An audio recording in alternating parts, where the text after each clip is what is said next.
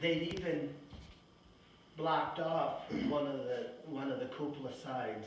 It was ratty. And one of those earlier on even had tar paper on the front face of the cupola, just because it had become so permeable. Yeah. So, you know, even if that were still in existence. It would have had to be cared for Yeah. pretty good. Yeah. Slapped on paint all the time, and somebody would have had to be a real Working in the real garage, fan, you know. Oh, yeah. The one that I was totally, Yeah. And that's what it takes, you know. Yeah. Back to O&W. Yeah. Colors and number. Yeah. Well, even with a half car, we're gonna end up, you know, at this point, there's no restoration to be done. Yeah. It's gonna be using it as a pattern and building new, and there are parts of that we will be able to keep. But, you know, as an entity, it is not gonna exist looking like it does now, Yeah. because I'm working on now trying to figure out what the heck to do with it. I'm glad he had suggested going over to BOCES in Shenango County, see if they'd be interested in, you know, picking it up as a woodworking project. Well, have you done on that? Hmm? Have you done anything on that? Not yet.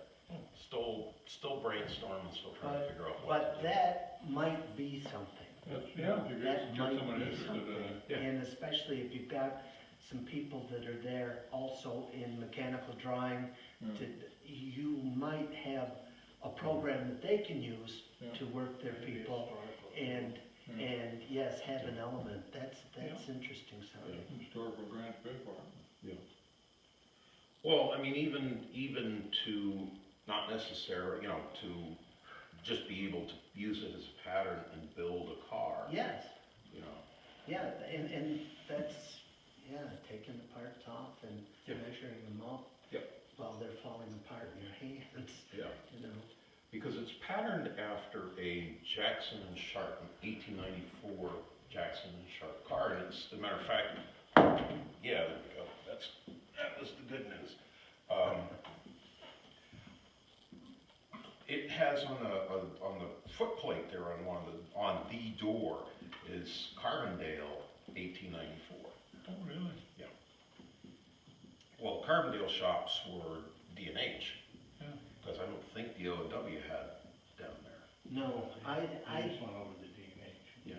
Now, inside the door is the number 285. I've been researching that, and so far I've come up empty. But, as you'll know from pictures of cars that have served on the UV, they actually use Jackson Sharp cars. So we could legitimately rebuild that car as a U and V car. So just throwing that out there, something I'm working on, because I want to get that Spare time. dealt with. In our spare time, with our spare money. Yes. You know, Well, sell your book. but then again, sell a too, lot of them. if you're only paying for supplies, that's still gonna be a lot, but it wouldn't be totally monumental to the whole outscope of that. Yeah, interesting. We are writing a new book. We're off and running. Good. There's one proposed cover. So, Nice. we'll see. Check back in 3 months or 3 years, whatever. Well, if I might, I really appreciate this because I saw some of this, but I didn't understand everything, but that, I remember that roller and I just thought, why is that? Oh, yes, you know, the whole, wanted to tell you in the same manner that when the WAG, Wellsville, Addison, Gailton, which this is a locomotive from, went out of business and their tracks were pulled up, it was, now it's gone, a group from Utica that dealt in big movements, and the WAG was familiar with them because they lost one of their F units because snowmobiles had been riding in between the rails, and they built up the ice that was seeping off the hill. So the rails, the flanges actually climbed up on the ice and slid over to the side. If it'd gone another foot, it would have been in Pine Creek, but as it was, Somebody took a picture, I'm trying to push the engine. as it was coupled to the caboose, and the caboose coupler held, and the locomotive sat there. So Clarence Rigall in Utica, came down, so they were aware of those guys. They contracted them to pull up the WAG, and they did. And what I saw down there that amazed me, their rail pullers, the tech had changed. The slider, I believe, was on the back of the car, but what was pulling up the rails was a rubber-tired buggy. It had a boom on it, so it was one of these heavy-duty things. But the rail pullers were like the sled, in miniature.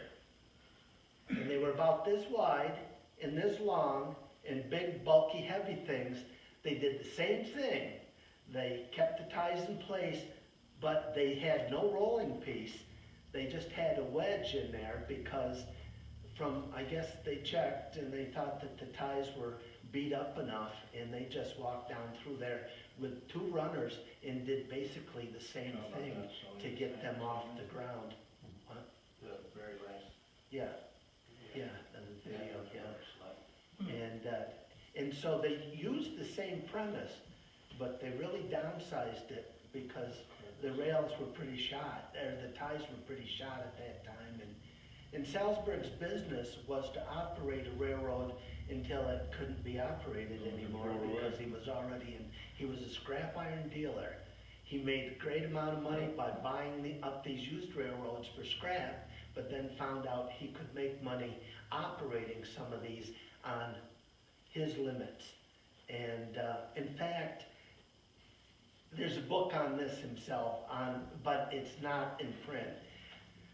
The railroad from Pennsylvania, at the Pennsylvania border to Addison, New York, and I think also from Genesee, Pennsylvania, at the Pennsylvania border to Wellsville, New York, were Unadilla Valley Railroad rails.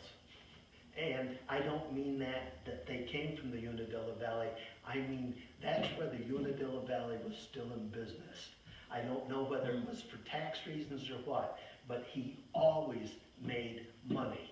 And when his railroads dropped dead, and when they saw it was happening, that's when they also stopped putting pennies or anything into them. So they were broken down heaps by the time it was to pull them up. So then he made more money because he burned things that were dear to somebody just to get the metal out of them for scrap. And he would have charged you for that caboose Absolutely, instead of giving it to you because he'll get a tax credit. yes, yeah. And it would, if he gave it to you and didn't charge you money for it, he would lose money that he could have made by burning it. That's correct. Which is sad. I mean, that's why, like all the locomotives, they sent them off to the scrapyard. 6 and 7 both went up to Lackawanna, and they actually have a picture of them, the number 7 in Lackawanna, waiting to be, broken down and smelted. But there was the tax structure of all of this was such that they could make money scrapping it. They couldn't make money giving it away. So if you came to them and said, hey, I'd like to have this locomotive, I mean, you're gonna burn it up anyway. I'd love to have it sitting out in front of my depot or in front of my house. Well, okay, but I can make $500 or $1,000 by scrapping it, pony up. That's what happened supposedly to the Southern New York units. Yeah. Mark said he knows some people that offered some money for those units. $5 grand a piece. All of a sudden, that's what they wanted for them. Yeah. And if I'd gotten, sure, if that had ever happened, I was mentally expecting I never would have seen the trucks. They would have had to been moved in place and a frame built under them, stationary, just to put the caboose